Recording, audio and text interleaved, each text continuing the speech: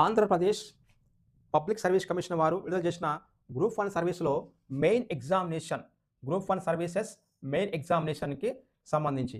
ఇది group 1లోనే screening test objective టైప్‌లో ఉంటది. కానీ ఈ యొక్క బహుళైచ్ఛిక క్వెషన్‌లో ఉన్నటువంటి స్క్రీనింగ్ టెస్ట్ తర్వాత వ్యాసరచన రూపంలోని గ్రూప్ 1 సర్వీస్‌లోని మెయిన్ ఎగ్జామినేషన్ కన్వెన్షనల్ టైప్‌లో ఉంటది.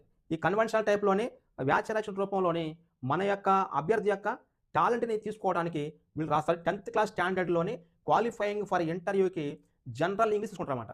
జనరల్ ఇంగ్లీష్ అనే పేపర్‌ని ఒక 10th క్లాస్ స్టాండర్డ్ లెవెల్‌లోని క్వాలిఫైయింగ్ ఫర్ ఇంటర్వ్యూకి సంబంధించి తీసుకుంటారు. దీనిలోని ఉండే మార్కుల విధానం అవి మొత్తం దాదాపు యాక్చువల్‌గా ఉండే సెక్షన్ల సంఖ్య అవి ప్రతి పేపర్‌కి 150 క్వెషన్‌లుంటాయి.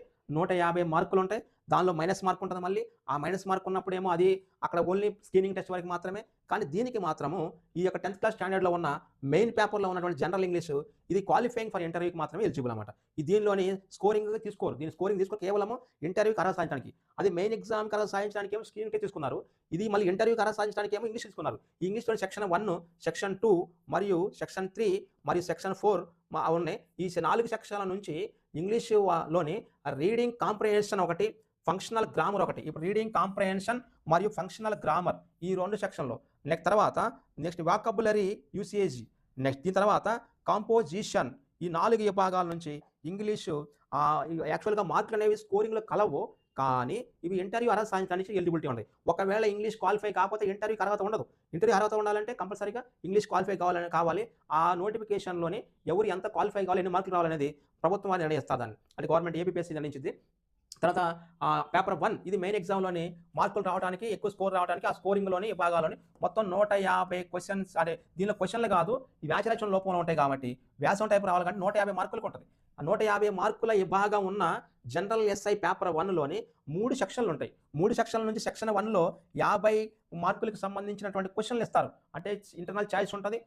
దాని వాళ్ళు ఇచ్చేదాన్ని బట్టి 1 ఇంటర్నల్ చాయిస్.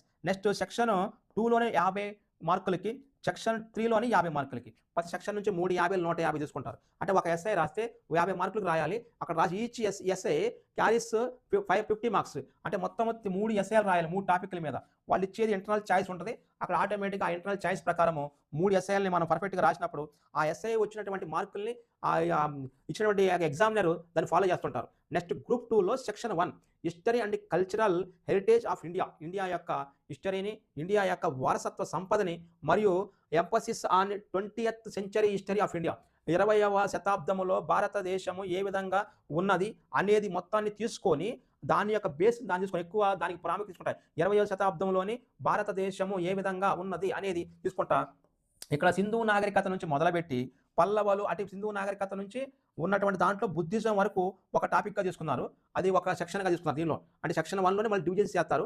ఆ డివిజన్స్ చేసే విధానంలోని ఇండస్ సింధు నాగరికత, నెక్స్ట్ పల్లవుల నుంచి ఆ పల్లవులు, కంచి చాళుక్య, నెక్స్ట్ బాదామి చాళుక్య, చోళులు వీళ్ళకి సంబంధించినటువంటి వాళ్ళ కల్చరు, ఆర్ట్ మరి ఆర్టిస్ట్ స్ట్రక్చరు, వీళ్ళు ఢిల్లీ సుల్తాన్లు ఏ విధంగా ఫాలో అయ్యారు, ఈ మొఘలాయులు ఏ విధంగా ఉన్నారు, భక్తి ఉద్యమాలు ఏమిటి, అవి మొత్తం ఆ సెక్షన్‌లో ఉన్నాయి. నెక్స్ట్ తర్వాత మొఘల్‌కి సంబంధించినటువంటి ఒక టాపిక్‌లోని వీళ్ళు మొఘల్ దక్షిణ భారతదేశ దండయాత్ర ఎలా ఉంది, 1857 తిరుగుబాటు ఏమిటి, అది ఒక సెక్షన్‌లో పెట్టారు.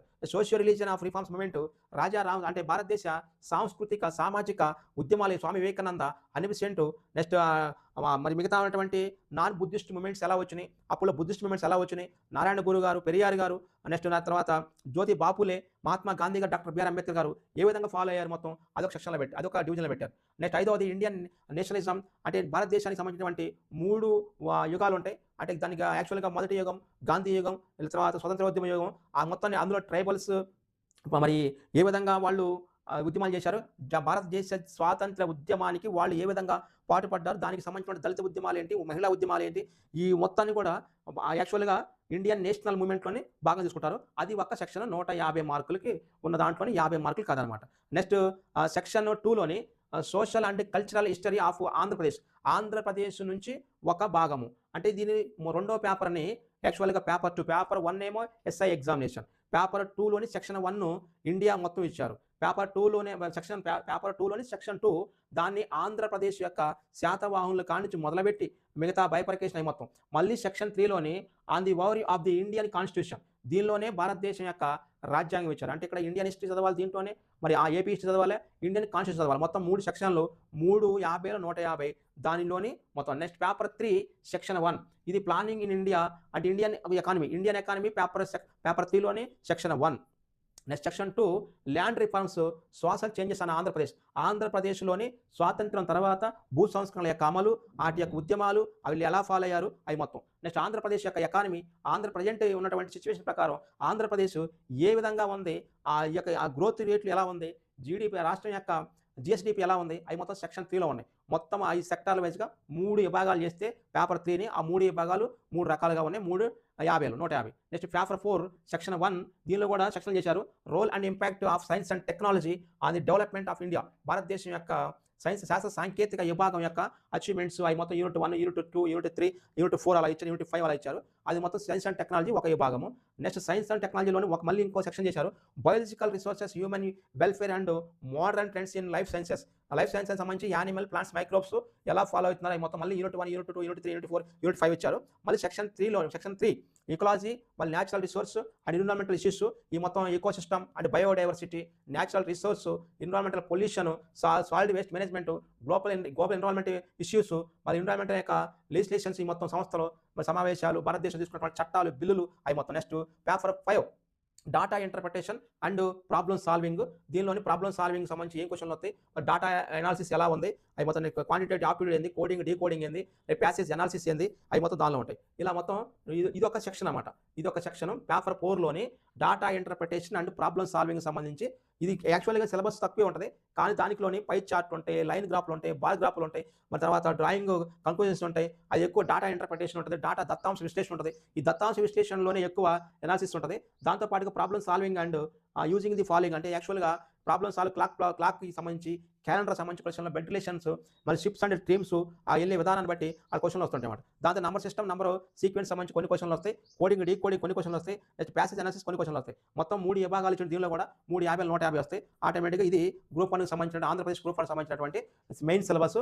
5 పేపర్లు ఉన్నాయి. ఈ 5 పేపర్లో 5 150లో తర్వాత వచ్చినటువంటి స్కోర్ని బట్టి ఇంగ్లీష్ క్వాలిఫై అయితే మరలా మెయిన్స్కి తీసుకుంటారు.